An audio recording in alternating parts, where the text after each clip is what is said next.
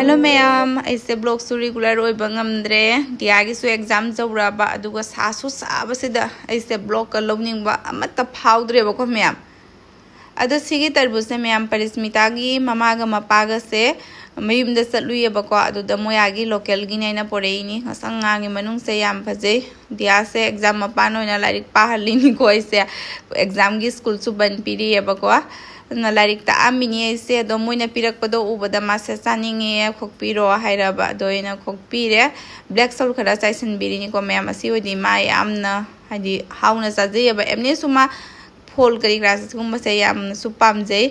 अदो मैम आई ngasiगी हिंजांग से ऐसे nga चुमधोंग थोंगे तविनी को नुसा साबसिदा चानिंगदरे थाव को ngौरगा मबाव दो nga सेसु लोइसलकबा मतांगी nga ओइरे लोकल गिदी nga नेबको अदो फजबा मतांग दो ओइद्रे nga सदा मिदुलिनागी मतुमनी ख लैरे आई मागी सु लास्ट ओइबा आइगी सु अनि ख लास्ट ओइबको अदु सिंग दुनी अदो ऐसे थुमगा थावगा तोसलगा नहा कुपसलगा थमदोनी को मैरिनेट तौरगा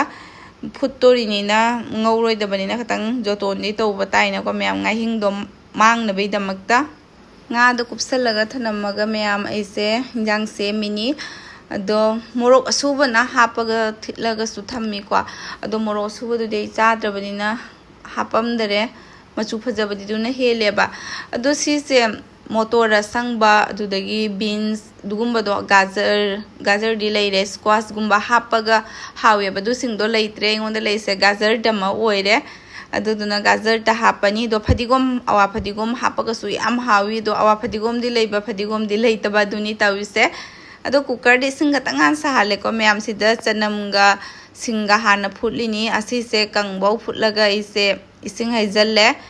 जांग महिगी ओइना बे इसिंग दुनी को मैम आइना हैरि से चुमधोंग तौदोरिनीना थाव सुंगौदरेदना अदुगा तिलौ हापचल्ले दुदगी सब्जी सिंगसु लोइना हापचल्ले सिदा आइगी अलाइबा पुनमा हापचरे स्क्वाश का दोइदि बीन्स मोटोरा संगबा हापदि हावबा हेले दुनी मैम लैत्रबनिना दुम नहाकी ओइनबा दुम तौरे अदो मोरोक से अंगांगबा खल्लगा हापिनी को मचु फजना बाइना पाउडर दुदि चाद्रबनिना सिना खतंग फजरकना बाइना दुगा अवा फदिगोम सु हापचले अवा फदिगोम से मनम वाटली मैम करिगिनो खंगदे बाजार दिगी लेरकपनी को खुजुंगी दुमाय मनम से नुंसीबा सु ओइदे यामना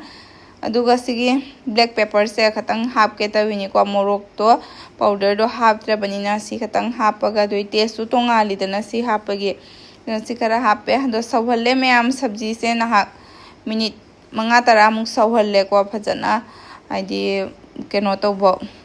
सौगलकपबाउने सब्जी दो हापचलगा अदु दो मिनिट मंगा तरा सौलोइरगा दुइ nga मो हापचल्ले nga से मैम फजरदी यामना हावी को लोकल गी बुदी ओइरबाई सोदो nga सिदि फजबा पीस तोम बाउ ओइदरेबा लोइसलकपगिने दो लोकल न सो हाउबदी हेली गाड़ी की nga दो इहाउ हाउतेबा समाइना चाबसे तो हापचलगा ngasa वा फदिगुम दो हापे को दो मैम ऐसे कुकर से सिटी अहुम ख कामुरे को अहुम ख कामगा दुगेगी थांगदरगा अमुक ना हाक फुटलिनी समाइना लोइरे एगी इंजांग से अखोई दि दियासु यामना पामजेयबा को मैम सिसे आदि मा चुमना nga थोंगगा चावाइबा याद्रेबा समाइना त थोंगो हाइरे दुना समाइना त चारे खोसे हुजिकान अयामबा अदो मैम ngasiदी एसी से पुरगा लाए फाइनली अदो एसी से पुरगासु मागी करी हाइदिनो खंगद्रे सिगी एसी से जुम से साबदा जेउ पालिबा मिसे हुमांगना पुंचो चोले को फुरिका मसु ओन गरे मागी से सामनगिदना को सिगे साबसिदा खांगिनी माइसा से पाले मनुंगी सिदी पानबा याम यांगिदा मैम तोक तोक पानसनगरगा लोय दुक जाम केनो ओइदेबा फबुंगा से लोय हाइगतना तबिसे आई से दुम जुम से लोयसनबदा दुम लोयदोरबनी आइगी इथौ से मैम सिगी लोयसनबा सिगदा दुम दोसि मपानगे सिमु पानबगी पुथोगा थोइनी सिसुलुमी मैम अवाबमनि सिसु लौथोका लौसिंगदा अदो मिदुलिनासना कोल कॉफी से मी थक्से आइना इबु कौरे को अदो मा सेमी से थक्के आइना संगिनी ऐसे मा स्विस माइनस सेमसे याम पामजेयबको हाउसु हावी माना सेमसे हैयबा मा जामना मसासु थक्पा पामबा दुननी हैरिदो अखोइना दुजाम पामदबदुना हैत्रिरा खंगदे दो मागा लैबदैदि खरा खरादि हैरिए मादी याम पामजेयबा दो दियासना कोइ थक्पा उबसिदा मा कैनोम थक्के मा सुवाइना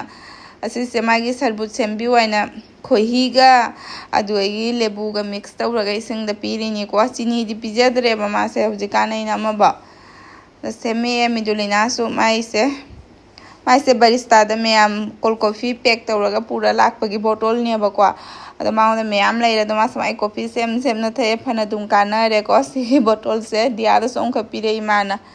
ꯀꯣꯐꯤ ꯊꯛꯀꯦ ꯊꯣꯛꯂꯛꯄꯗ ꯃꯌꯥꯝ ꯏꯁꯤꯡ ꯂꯥꯡꯅ ꯂꯩꯔꯝꯃꯤ ꯄꯥꯝꯃꯨꯗ꯭ꯔ ꯌꯦꯡꯉꯨ ꯏꯁꯤꯡꯁꯤꯅ ꯇꯥꯔꯤꯁꯦꯀꯣ ꯃꯤ ꯑꯃꯃꯝꯅ ꯏꯁꯤꯡꯁꯦ ꯐꯪꯅꯗ꯭ꯔꯤꯅꯤ ꯋꯥꯔꯤꯅꯦꯕ ꯑꯗꯣ ꯁꯤꯗ ꯑꯗꯨꯝ ꯇꯥ ꯂꯩꯕꯁꯦ ꯎꯕꯗꯅ ꯏꯁꯥꯁꯦ ꯀꯩꯅꯣꯝ ꯇꯧꯕꯩ ꯋꯥꯅꯤ ꯅꯨꯡꯉꯥꯏꯇ꯭ꯔꯤꯕ ꯎꯕꯗꯀꯣ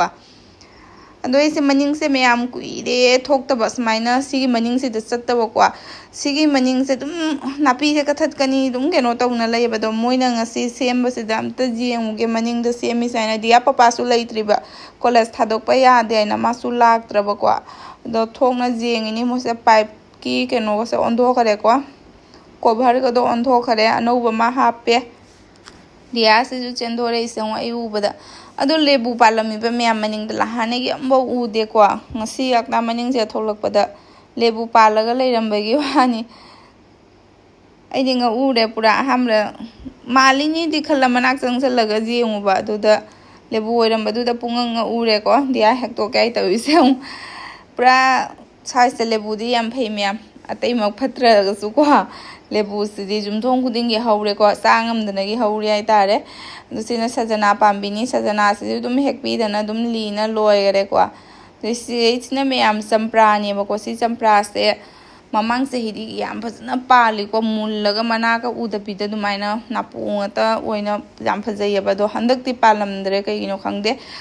ꯃꯃꯥꯡ ꯆꯍꯤꯗ ꯄꯥꯟꯈꯤꯗꯨꯁꯨꯀꯣ ꯀꯅꯥꯝ ꯆꯥꯕꯤꯗꯦ ꯑꯗꯨꯝ ꯇꯥꯅ ꯂꯣꯏꯈ꯭ꯔꯕꯅꯤ ꯑꯗꯨꯝ ꯆꯥꯕꯤꯗꯗꯅ ꯃꯅꯤꯡꯁꯦ ꯁꯦꯡꯗꯣꯛꯏꯅꯤ ꯃꯌꯥꯝ ꯅꯨꯃꯤꯠ ꯍꯨꯝꯅꯤꯃꯨꯛꯀꯤ ꯃꯃꯥꯡꯗꯀꯣ ꯑꯗꯣ ꯁꯤꯁꯦ ꯅꯨꯃꯤꯠ ꯀꯌꯥꯅꯤ ꯑꯃꯨꯛ ꯆꯠꯇꯣꯔꯤꯅꯣ ꯈꯪꯗꯦ ꯇꯧꯔꯤꯁꯦ ꯄꯥꯡꯈꯣꯛꯂꯥ ꯉꯥꯛꯇꯅꯦꯕ ꯁꯤꯁꯦ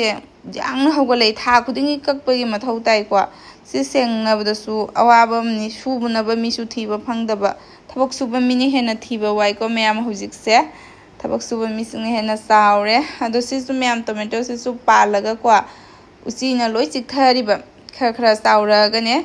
ꯎꯆꯤꯅ ꯆꯤꯛꯊꯔꯒ ꯊꯥꯗꯔꯤꯁꯦ ꯑꯃꯨꯛ ꯇꯧꯔꯤꯁꯦ ꯑꯃꯨꯛ ꯃꯨꯟꯕ ꯅꯪꯗꯦ ꯃꯣꯏꯅ ꯑꯗꯨꯝ ꯆꯤꯛꯊꯔꯒ ꯑꯗꯨꯝ ꯊꯥꯗꯔꯦ ꯍꯦꯛꯄꯁꯨ ꯍꯦꯛꯎꯕ ꯆꯪꯉꯨꯗ꯭ꯔꯕ ꯑꯩꯅ ꯅꯣꯡꯇ ꯄꯥꯝꯃꯨꯗ꯭ꯔ ꯌꯦꯡꯉꯨꯁꯦ ꯍꯧꯖꯤꯛꯁꯨ ꯌꯦꯡꯕꯗ ꯆꯤꯛꯊꯔ ꯊꯥꯗꯔꯝꯃꯦ ꯑꯅꯤꯈꯛ ꯏꯁꯤꯡꯁꯦ ꯃꯌꯥꯝ ꯑꯗꯨم ꯇꯥꯅ ꯂꯩꯔꯦ ꯄꯥꯝꯃꯨꯔꯦꯕꯣ ꯁꯥꯊꯤꯅ ꯎꯕꯗ ꯃꯤ ꯑꯃꯃꯝꯅꯗꯤ ꯏꯁꯤꯡꯁꯦ ꯐꯪꯗꯅ ꯌꯥꯝꯅ ꯋꯥꯖꯔꯤꯅꯤꯀꯣ ꯁꯤ ꯀ꯭ꯋꯥꯔꯇꯔꯒꯤ ꯌꯨꯝ ꯈꯨꯗꯤꯡꯒꯤ ꯄꯤꯔꯤꯅꯦꯕ ꯁꯤꯒꯤ ꯇꯦꯞꯁꯦ ꯑꯃꯃꯝ ꯍꯥꯏꯗꯤ ꯀꯣꯜꯁꯦ ꯑꯃꯃꯝ ꯑꯗꯨꯗꯣ ꯁꯤꯁꯦ ꯃꯤ ꯄꯨꯝꯅꯃꯛꯀꯤꯗꯤ ꯂꯣꯏꯅ ꯈꯨꯝꯖꯤꯜꯂꯒ ꯊꯝꯃꯦꯕ ꯇꯦꯞꯁꯦ ꯂꯩꯁꯜꯂꯒꯅꯦ ꯑꯗꯣ ꯃꯥꯒꯤꯁꯤꯗꯤ ꯇꯦꯞ ꯌꯥꯎꯗ꯭ꯔꯕ ꯈꯪꯗꯦ ꯑꯗꯨ ꯁꯤꯒꯁꯦ ꯂꯣꯏ ꯇꯦꯞꯅ ꯂꯩꯁꯜꯂꯒ ꯊꯝꯃꯕꯅꯤꯅ ꯏꯁꯤꯡꯗꯣ ꯇꯥꯗ꯭ꯔꯦ ꯑꯗꯣ ꯃꯥꯏꯁꯦ ꯇꯦꯞ ꯌꯥꯎꯗ꯭ꯔꯦꯕ ꯇꯦꯛꯈ꯭ꯔꯕ ꯈꯪꯗꯦ ꯑꯗꯨꯅ ꯑꯗꯨꯝ ꯇꯥ ꯂꯩꯔꯦ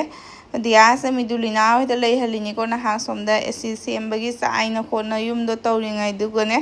ꯌꯨꯝꯁꯦ ꯃꯔꯨꯝꯁꯤꯡꯁꯦ ꯄꯤꯛꯄꯅꯤꯅ ꯈꯤꯇꯪ ꯆꯥꯏꯕꯗ ꯄꯨꯡꯆꯥꯏꯀꯣ ꯃꯌꯥꯝ ꯂꯩꯐꯝ ꯂꯩꯇꯦ ꯍꯦꯛꯇ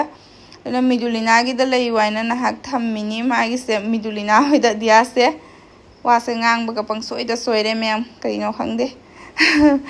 ꯑꯗꯨꯒ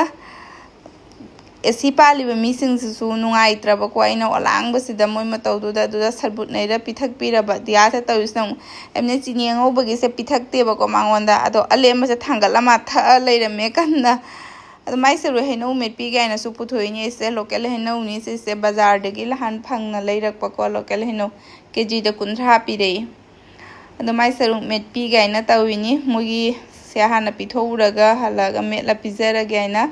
ꯁꯤꯁꯨ ꯕ꯭ꯂꯦꯛ ꯁꯣꯜꯁꯦ ꯈꯔ ꯆꯥꯏꯁꯟꯕꯤꯔꯦ ꯑꯗꯨꯒ ꯍꯥꯎꯅ ꯆꯥꯖꯈ꯭ꯔꯦꯀꯣ ꯃꯣꯔꯣꯛ ꯑꯁꯨꯕꯁꯨ ꯆꯥꯏꯌꯨꯒꯁꯨ ꯍꯥꯏꯔꯤ ꯃꯥꯏꯁꯦ ꯁꯤꯗ ꯑꯗꯨꯒ ꯍꯥꯎ ꯍꯦꯟꯒꯅꯤ ꯀꯥꯏꯅ ꯑꯗꯨꯒ ꯃꯌꯥꯝ ꯑꯁꯤꯁꯦ ꯄꯥꯜꯂ ꯂꯣꯏꯔ ꯃꯤꯁꯤꯡꯁꯦ ꯆꯠꯈ꯭ꯔꯕꯅꯤꯀꯣ ꯊꯣꯛꯇꯅ ꯍꯥꯏꯗꯤ ꯊꯣꯡꯒꯥꯟꯗ ꯒꯥꯔꯤ ꯊꯧꯒꯠꯇꯩ ꯇꯧꯔꯕꯅꯦꯕꯀꯣ ꯑꯗꯨꯒ ꯏꯁꯤꯡ ꯉꯥꯛꯇ ꯑꯃꯨꯛꯀ ꯃꯣꯏ ꯑꯁꯤꯁꯦ ꯊꯥꯔꯒ ꯃꯤꯅꯤꯠ 10ꯃꯨꯛ ꯂꯩꯔꯒ ꯏꯁꯤꯡ ꯉꯥꯛꯇ ꯇꯥꯔꯛꯄꯒꯤ ꯋꯥꯅꯤ ꯃꯃꯤꯅ ꯁꯤꯒꯤ ꯑꯁꯤꯁꯦ ꯌꯣꯟꯊꯣꯛꯈꯔꯣꯏ ꯗꯤꯟ ꯐꯠꯇꯕ ꯅꯨꯃꯤꯠꯇ ꯄꯥꯟꯈꯤꯕ꯭ꯔꯥ ꯈꯪꯗꯦ ꯌꯣꯟꯈꯔꯣꯏ ꯑꯇꯣꯞꯄ ꯑꯃ ꯂꯩꯔꯣꯏꯅ ꯇꯧꯔꯤꯁꯦ ꯑꯃꯨꯛ ꯁꯤꯒ ꯇꯥꯔꯤꯕ ꯏꯁꯤꯡ ꯃꯌꯥꯝꯁꯦ ꯃꯣꯏꯁꯦ ꯊꯣꯛꯈꯤꯕ ꯀꯨꯏꯗ꯭ꯔꯤꯀꯣ ꯍꯥꯏꯗꯤ ꯒꯥꯔꯤ ꯊꯧꯒꯠꯇ꯭ꯔꯤꯑꯕ ꯑꯣꯔ ꯇꯥꯔꯦ ꯏꯁꯤꯡꯁꯦ ꯂꯣꯏꯁꯜꯂꯦ ꯃꯌꯥꯝ ꯌꯨꯝꯁꯤꯁꯨ ꯑꯆꯥꯏ ꯑꯔꯥꯡ ꯃꯌꯥꯝꯗꯣ ꯃꯣꯏꯅ ꯆꯈꯥꯏꯔꯝꯕ ꯈꯣꯠꯀꯥꯏꯔꯝꯕ ꯃꯌꯥꯝꯗꯣ ꯑꯗꯨꯒꯩꯗꯤ ꯏꯃꯨꯡꯁꯤꯁꯨ ꯃꯄꯥꯟ ꯆꯠꯊꯣꯛꯀ ꯆꯠꯁꯤꯟꯒ ꯇꯧꯔꯕꯅꯤꯅ ꯌꯨꯝꯁꯤꯁꯨ ꯂꯣꯏ ꯇꯩꯊꯣꯛꯑꯦꯀꯣ ꯃꯌꯥꯝ बेडशीट सिंदोए डाइनिंग टेबल का से अमुक लोई तैथोक्चरबने तंदना दुगा दिया से अमुक लाइरिक ताके फम्मबा इसे फमलोगा दिया पास ममांग असि कॉलेज थबक से वाबना लोइरे नाथंग थोउसे मपानदा दुम लॉन्ग ड्राइव चटपोइना नाहक चलुसे दो मिदुलिना सु हौरे को चलुसे ना परिस्मिता दि ममा पा लैबदुगा दुम चलुसि सु हाइरुद्रे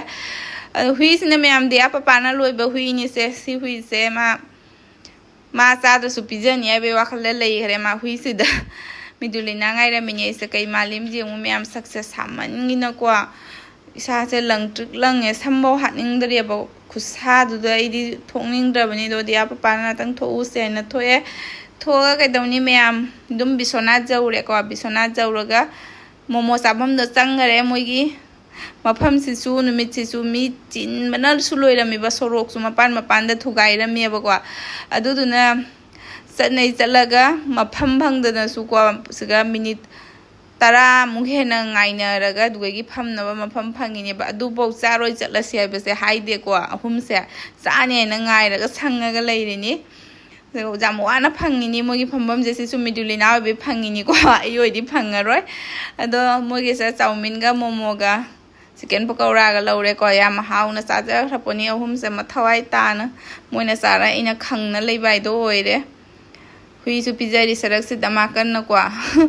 हुई मनाक दुम लाबदुगी माई चिकन मरुसिंग पिजरी अदुगा लाबनिना बाजार तौरसे आइना आइगा दिया पपागा से बाजार द चंगुबा दो अनि से बरिस्ता द चंगदना को चॉकलेट शेक थक्तना पूरा डोनट का लौदना को अनि से याम नुंगाइना सिदा चंगना चाना लैरमे मोबानी बाजार चला रोगे सिगा ले हौरगे आइना नि नुंगाइ खरपोनी से अदुगा सिना मिदुलिनास न ngambra jengai tisu lawru swai thari ni kwa smai thok pai english o hindi o tawra pangang da ngangi waiter si sunu e kwa mai thok pangam na ba production oina midulinas su thari ba ram mi sing na ba tawsan waina do mai su mai thok pangam na ba dum nganga ga dum pura la ese